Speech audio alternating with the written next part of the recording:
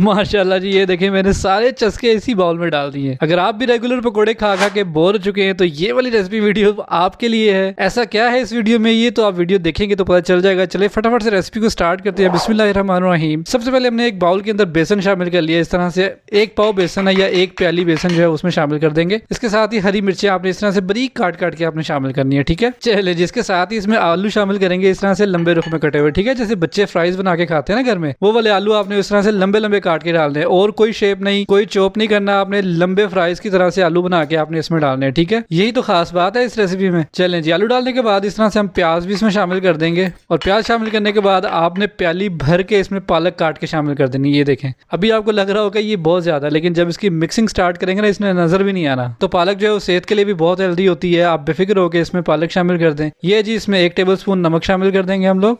चलें जी, 1 table spoon इसमें सुर्ख मिर्च पाउडर भी शामिल कर देंगे। ये सूखा धनिया है हमारे पास, ये भी तकरीबन 1 टेबल स्पून इसमें शामिल कर देंगे। जहाँ पकोड़े बन रहे हैं और वहाँ अजवाइन ना आए, ऐसा कैसे हो सकता है। अजवाइन की बड़ी प्यारी खुशबू पकोड़ों के अंदर आएगी, तो 1 टीस्पून जो है अजवाइन भी आप इसमें शामिल कर दें। ये है जी अदरक लहसुन का पेस्ट, तकरीबन 1 टीस्पून इसमें ये भी शामिल कर देंगे, ठीक हो गया। चलें जी, बस यही चीज़ें थी जो हमने डालनी थी। अब आपने 2 चम्मच ले लेने हैं और बड़े एहतियात के साथ आराम आराम के साथ इसको आपने इस तरह से मिक्स करना शुरू कर देना है, ठीक हो गया। अभी बेसन और ये सारा जो मटेरियल है ये अच्छे तरीके के साथ आपस में मिक्स हो जाएगा। ये देखें, चलें इसी तरह से ड्राई मटेरियल को आपने अच्छे तरीके के साथ मिक्स कर लेना है। जब अच्छे तरीके के साथ मिक्स हो जाएगा फिर इसमें थोड़ा सा पानी इस तरह शामिल करेंगे।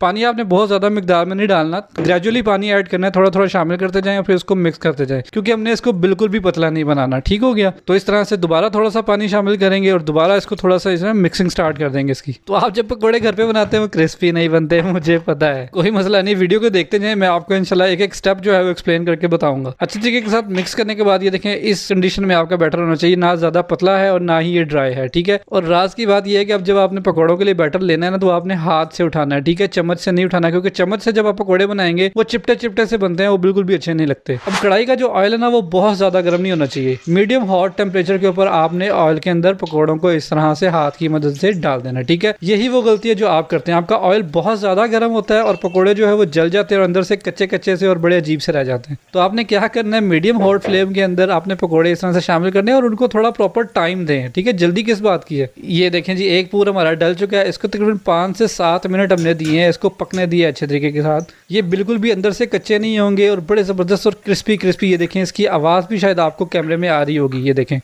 तो इस तरह से पकोड़े हम एक खूबसूरत सी प्लेट के अंदर निकाल लेंगे। अभी आपने मिस नहीं करना, मैं आपको पकोड़े करीब से दिखाता हूँ कितने खूबसूरत लगते हैं। ये देखें जी, माशाल्लाह सुभान अल्लाह, मैं अपने सोने परवरदिगार का लाखों करोड़ों दफा शुक्र अदा करता हूँ, कितने मजेदार, उतने यम्मी यम्मी खाने उसने हमारे नसीब में किए। है ना आसान सी रेसिपी। अगर किसी ने पहले कभी पकोड़े नहीं बनाए तो ये वीडियो देखने के बाद वो इंशाल्लाह बहुत ही जबरदस्त पकोड़े घर पे बनाएगा। तो कैसे लगी आपको मेरी जबरदस्ती पकोड़ों की रेसिपी, मुझे कमेंट सेक्शन के अंदर जरूर बताइएगा। मैं आपके कमेंट्स का बहुत ही बेसब्री से इंतजार करता हूँ। मैं मिलूंगा आपसे अगली एक और किसी बहुत ही जबरदस्ती रेसिपी वीडियो के साथ। तब तक के लिए मुझे दुआ में जरूर याद रखिएगा। अल्लाह हाफिज।